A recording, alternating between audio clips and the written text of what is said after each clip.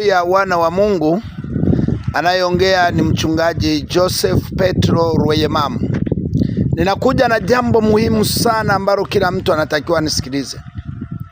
Watanzania toka tupate uhuru hatujawahi kuwa ajenda ya dunia. Toka tupate uhuru wa Tanzania hatujawahi kuwa ajenda ya dunia. Lakini sasa Tanzania nchi yetu, Tanzania taifa letu, Tanzania mama yetu, Tanzania mahali petu pa kuishi, sasa sisi ndio ajenda ya dunia.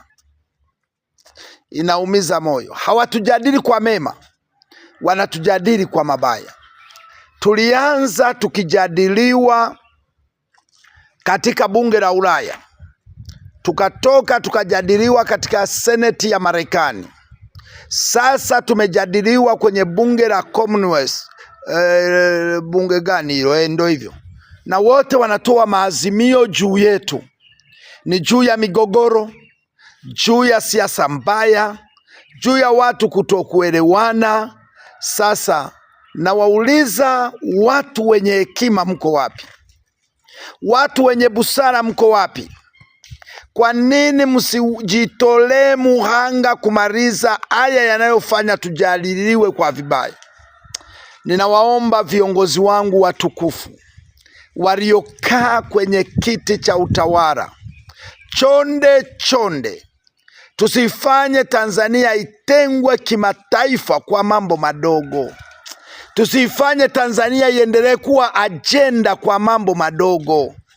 Haya mambo yanayotuchonganisha ni madogo. Sisi wote ni Watanzania, sisi wote ni wazalendo. Tanzania ni nchi yetu, Tanzania ni mama yetu, Tanzania ni mahali petu pa kuishi. Hatuna mahali pengine pa kwenda.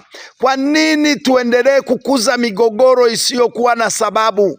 Mimi ninaamini kabisa Mheshimiwa Rais Samia Suluhu Hassan, Mheshimiwa Mwigulu Nchemba, Mheshimiwa Makamu wa Rais Nchimbi, ninaamini viongozi wa chama cha Chadema wana uwezo wa kuondoa hii sintofahamu na kuifanya Tanzania kuwa bora.